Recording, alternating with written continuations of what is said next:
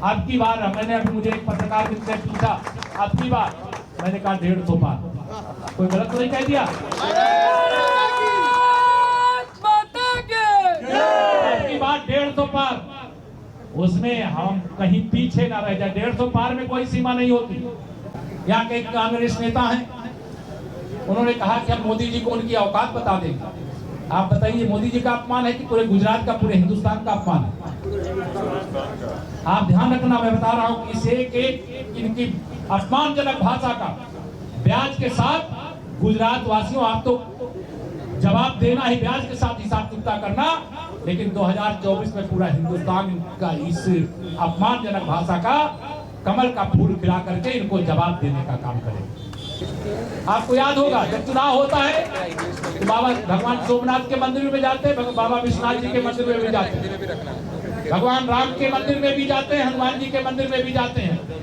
लेकिन आप याद करिए, यही कांग्रेस पार्टी जब देश की सरकार में थी सर्वोच्च न्यायालय के सामने कि राम, भगवान राम तो काल्पनिक है, वह तो कभी पैदा ही नहीं हुए। हम लोग यहाँ से 10 मिनट आज तो रामलला के चरणों में सिर झुकाना पड़ रहा है, पहुँच जाएंगे, क्योंकि उनको सच्चाई, इस देश को सच्चाई मालूम हो गई। कांग्रेस का जो दोगला चरित्र था उसे देश की जनता, गुजरात की जनता जान चुकी है।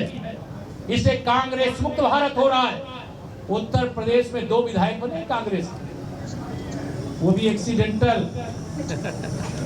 ऐसा नहीं कि कोई कांग्रेस को कोई पूछने वाला था। एक पार्टी का नाम और लेते हैं, मैं नाम लूंगा नहीं, आप जानते होंगे किसका नाम लेता हूं। लंबी लंबी चौड़ी चौड़ी बातें करना, बड़ी बड़ी बातें करना। यूपी के अंदर में करे हम सरकार बनाएंगे, एक भी सीट में 403 विधानसभा सीटों में से एक भी सीट पे उस पार्टी की जमानत नहीं बची जो पार्टी यहाँ दावे लंबे लंबे चौड़े चौड़े कर रही। भारत माता की, भारत माता की जय श्री राम। विधानसभा क्षेत्र अमराईवाड़ी अहमदाबाद के हमारे प्रत्याशी भारतीय जनता पार्टी के डॉक्टर हसमुख भाई पटेल जी के समर्थन में, बाकी सब कुछ जाओ भूल, याद रखो नरेंद्र मोदी और कमल का फूल। अगर पूरे हिंदुस्तान में यह गूंज है तो मैं समझ सकता हूं कि गुजरात के अंदर चाहे नगर हो चाहे गांव हो, सभी क्षेत्रों में हमारी मातृशक्ति भी यहाँ पर बैठी, हमारे बड़े बुजुर्ग भी आए हुए, मेरे नौजवान दोस्त आए हुए, मेरे पत्रकार मित्र भी बड़ा कैमरा एकदम लगा करके कि क्या ये भाषा भाषी जो हमारे अलग अन्य भाषा भाषी जो मित्र हैं उनका फैसला क्या है, तो मैं उनको बताना चाहता हूं उनका एक ही फैसला है, कमल का फूल। गलत तो नहीं है? इसलिए मेरा आज यहाँ पर आने का जो एक तरह से मौका मुझे मिला, जब मैं आता हूँ गुजरात में तो हमें तो याद आता है कहाँ से हम शुरू करें। अगर भगवान श्री कृष्ण द्वारिकाधीश के रूप में, अगर भगवान श्री कृष्ण वहां से आए तो द्वारिकाधीश कहाँ बने? गुजरात। भगवान स्वामी नारायण जी यहाँ कितने पूजे जाते हैं, वो छपिया अयोध्या के ठीक पास में है, आप में से कोई गया भी होगा। भगवान स्वामी नारायण जी के यहाँ मंदिर में आया था आज से लगभग 20 साल पहले। भगवान सोमनाथ का भव्य और दिव्य मंदिर का भी दर्शन करने का मुझे सौभाग्य मिला है। और सबसे ज्यादा अगर मुगल आक्रांताओं का किसी मंदिर पर हमला हुआ था तो भगवान सोमनाथ के मंदिर पर हमला हुआ था।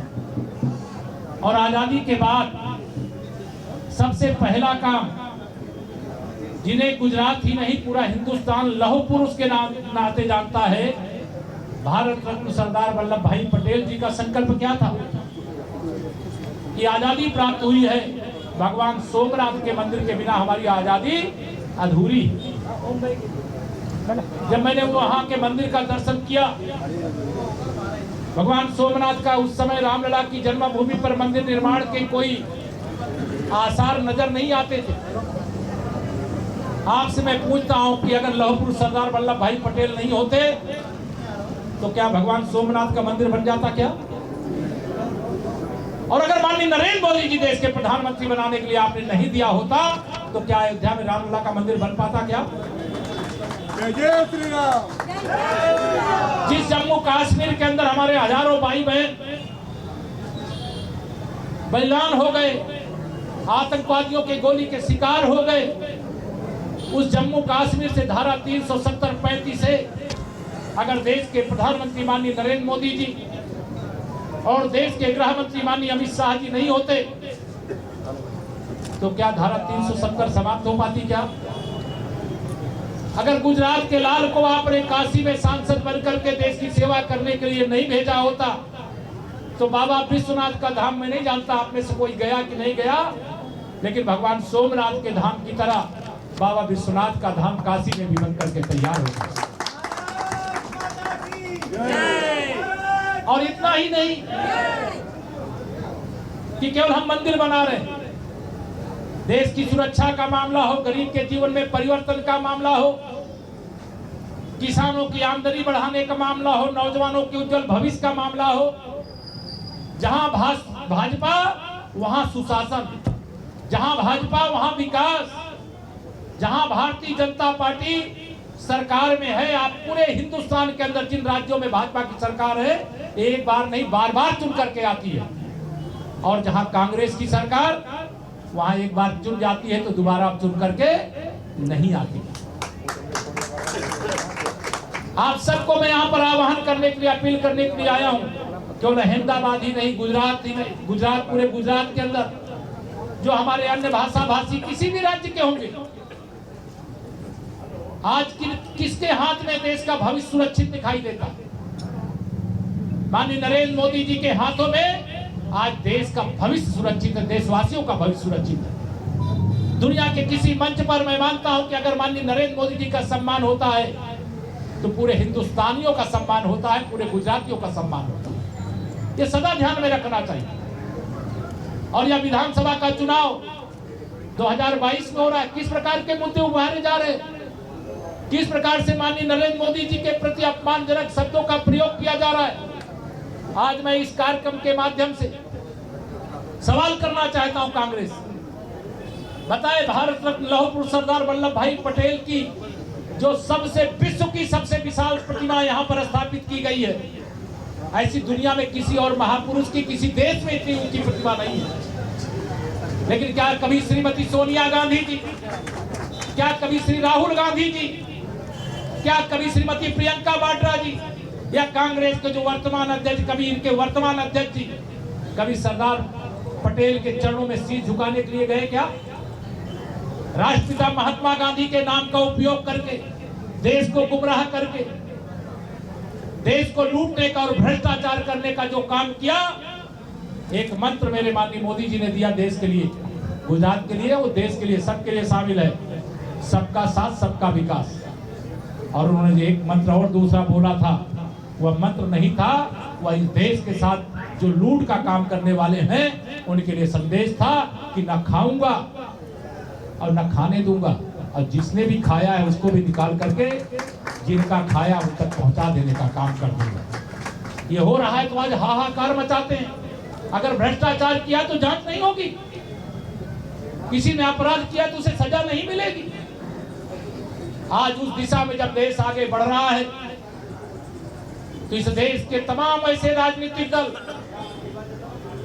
जिनको लगता है कि भारतीय जनता पार्टी जिस तेजी से आगे बढ़ रही है, भारतीय जनता पार्टी के साथ जिस प्रकार से गुजरात ही नहीं अब पूरा हिंदुस्तान जुड़ रहा है, उनका राजनीतिक भविष्य जब खतरे में पड़ा हुआ नजर आता है, जो केवल परिवारवाद की राजनीति करते थे, कोई जातिवाद की राजनीति करते थे, केवल भ्रष्टाचार सत्ता प्राप्त करके जिनका लक्ष्य रहता था, केवल देश के अंदर हिंदुओं का अपमान करना जिनका एकमात्र लक्ष्य रहता था, वह सारे लोग जब चुनाव होता है ना मेरे मित्रों, ध्यान रखना, बहुत सारे इस समय चुनावी हिंदू बन करके आएंगे जब चुनाव हो।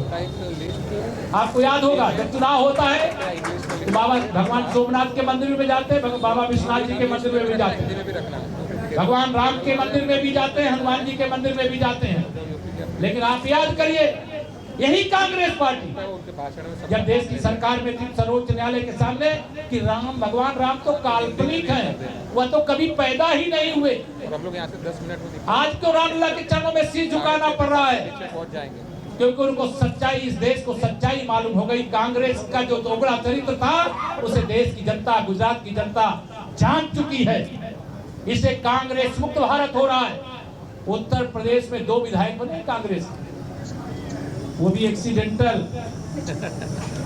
ऐसा नहीं कि कोई कांग्रेस को कोई पूछने वाला था। एक पार्टी का नाम और लेते हैं, मैं नाम लूंगा नहीं, आप जानते होंगे किसका नाम लेता। लंबी लंबी चौड़ी चौड़ी बातें करना, बड़ी बड़ी बातें करना। यूपी के अंदर में कह रहे थे हम सरकार बनाएंगे, एक भी सीट में 403 विधानसभा सीटों में से एक भी सीट पे उस पार्टी की जमानत नहीं बची जो पार्टी यहाँ दावे लंबे लंबे चौड़े चौड़े कर रही। मैं आप सब लोगों को यह बताना भी चाहता हूँ, अगर आज हम उत्तर प्रदेश के अंदर लगातार दूसरी बार सरकार में हैं, तो माननीय मोदी जी के नेतृत्व में जो गुजरात का मॉडल अपनाने का काम हम लोगों ने उत्तर प्रदेश में किया है, उसके कारण दूसरी बार प्रचंड बहुमत के साथ सरकार में आई। और मैं आपको विश्वास दिला करके जा रहा हूं, 2024 का लोकसभा चुनाव आ रहा है। उत्तर प्रदेश के अंदर 80 लोकसभा सीटें हैं और 80 की 80 लोकसभा सीटें माननीय मोदी जी को प्रधानमंत्री फिर से बनाने के लिए उत्तर प्रदेश देने जा रहे हैं। अभी 2 उपचुनाव हुए, एक आजमगढ़ में, एक रामपुर में। नाम सुने होंगे आप, एक मोहम्मद आजम खां थे, वो सांसद थे, विधायक बने तो इस्तीफा दिए। श्री अखिलेश यादव जी पहले मुख्यमंत्री थे, विधायक बने तो सांसद की सीट आजमगढ़ की छोड़ दी। आप में से कई जो उत्तर प्रदेश वाले होंगे जानते होंगे। वहां उपचुनाव हुआ, दोनों सीटें भाजपा की झोली में मोदी जी को दान किया वहां के लोगों ने कि मोदी जी की ताकत बढ़नी चाहिए। मोदी जी के नेतृत्व में अगर देश ताकतवर हो रहा है तो देशवासी मोदी जी के नेतृत्व में भारत को ताकतवर बनाने से कैसे पीछे रह जाएंगे। यहाँ के एक कांग्रेस नेता हैं, उन्होंने कहा कि हम मोदी जी को उनकी औकात बता देंगे। आप बताइए, मोदी जी का अपमान है कि पूरे गुजरात का, पूरे हिंदुस्तान का अपमान है?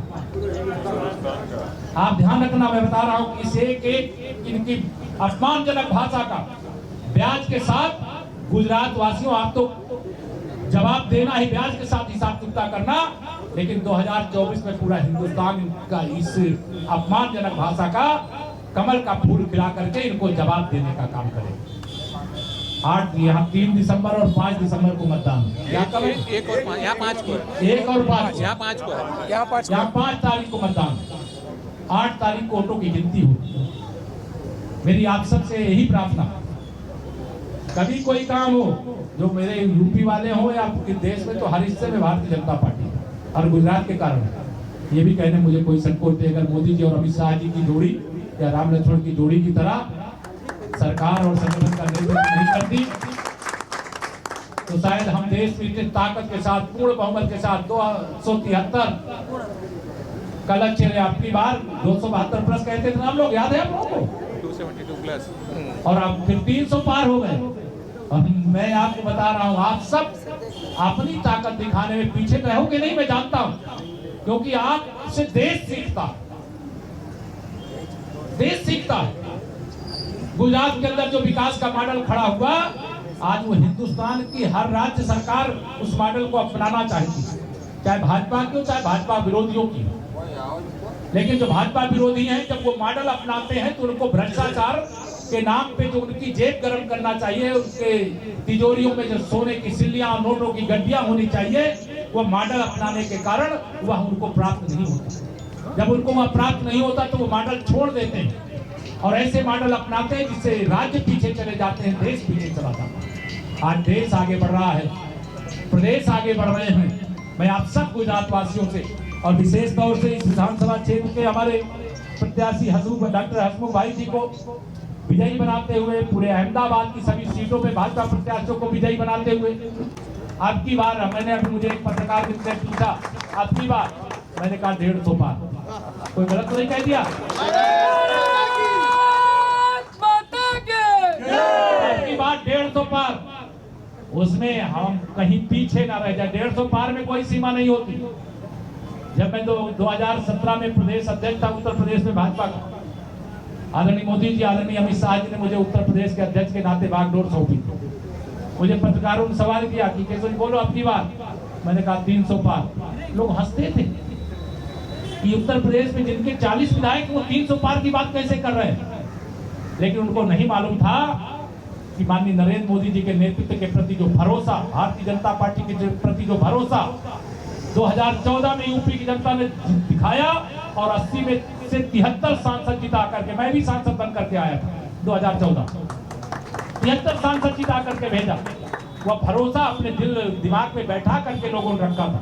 अब 2017 के विधानसभा चुनाव हुए तो हम 325 विधायकों के साथ उत्तर प्रदेश में सरकार बनाने में सफल हुए, 403 विधानसभा सीटों वाला उत्तर प्रदेश, और आज हम वहां पे 271 विधायकों के साथ फिर प्रचंड बहुमत की सरकार चला रहे हैं। हमारे लिए जितना महत्वपूर्ण 80 लोकसभा सीटों वाला यूपी है, उससे ज्यादा महत्वपूर्ण 25 लोकसभा सीटों वाला, 182 विधानसभा सीटों वाला गुजरात। आप सबसे मेरी अपील है कि पूरी ताकत से प्रत्याशी डॉक्टर हसमुख भाई जी को मत समझ लेना, अपने आप को प्रत्याशी समझना, अपना भविष्य, अपने आने वाली पीढ़ियों का भविष्य, अपने भारत का भविष्य। आज दुनिया के अंदर भारत की जो प्रतिष्ठा बढ़ी है, जब कांग्रेस की अगुवाई वाली सरकार मनमोहन सिंह जी के नेतृत्व में थी, उस समय भारत की प्रतिष्ठा ऐसी थी क्या? थी क्या? याद है? भूल गए आप लोग? कभी उस समय सोच सकते थे क्या कि अगर आतंकवादी हमला, पाकिस्तान के आतंकी प्रशिक्षण केंद्रों से आतंकवादी आवे, हमारे सैनिकों पर, हमारे नागरिकों पर आतंकी हमला करके उनको मौत के घाट उतार करके जावे, उसके बाद भारत की सेना के पास सारी शक्ति होते हुए कोई सर्जिकल स्ट्राइक कर सकता था, कोई एयर स्ट्राइक कर सकता था, आकाश से बम बरसा सकता, उनकी जमीन के अंदर घुस करके और वहां पर उन आतंकवादियों को मौत के घाट उतार सकता था।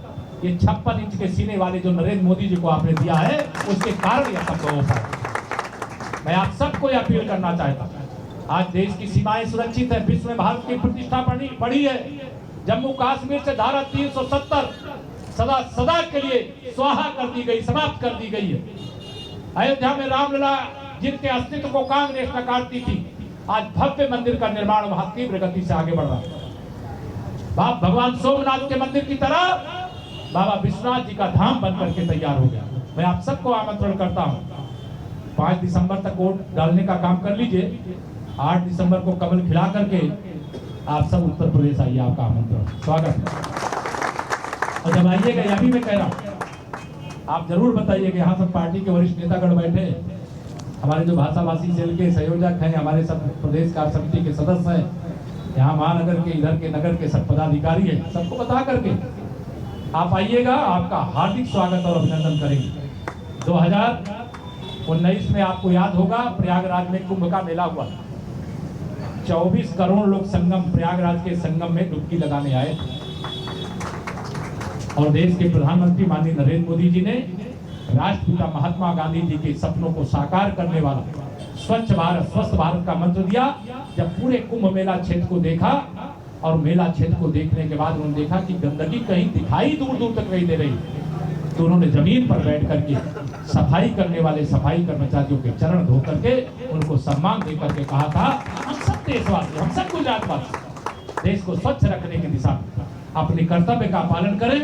और मुझे पूरा विश्वास है, अभी कई क्षेत्रों की स्वच्छता कर रहे हैं, बड़ी तेजी से कर रहे हैं, लेकिन अभी बहुत कुछ बाकी है और जो बाकी है वह भी पूरा करना और आप सबके आशीर्वाद से पूरा करना, आप सबके समर्थन से पूरा करना। इसीलिए मैंने कहा डॉक्टर हसमुख भाई जी को ही केवल प्रत्याशी मत समझना, अपने आप को भी प्रत्याशी समझ करके चुनाव के प्रचार की जिम्मेदारी अपने कंधों पर लेना। जो क्षेत्र आपका है, जो मोहल्ला आपका है, जो गली आपकी है, जो यहाँ पन्ना प्रमुख तक की व्यवस्था होगी, मुझे लगता है जो जिम्मे पन्ना समिति जो यहाँ की, सब लोग लग करके भारी मतदान करके, ये चाहे कांग्रेस हो चाहे अन्य कोई पार्टी, में नाम नहीं लेना चाहिए, इनकी जमानत जब्त करा करके बता दीजिए, तुमने जो देश को बर्बाद करने का काम किया है उसकी सजा देने का काम जो गुजरात में 27 साल पहले शुरू किया था, वह 2022 में भी, 2024 में भी और आने वाले जितने भी चुनाव होंगे उन चुनाव में सजा इस कांग्रेस को और कांग्रेस के सब जो तमाम ऐसे साथी हैं, कहने के लिए अलग अलग हैं, लेकिन भाजपा के खिलाफ और मोदी जी के खिलाफ सब एक हो जाते, सब एक हो जाते। इसे आप सबको अपील करके जा रहा हूं, प्रार्थना करके जा रहा हूं कि आप सब अपनी ताकत लगाइए, अपना आशीर्वाद दीजिए।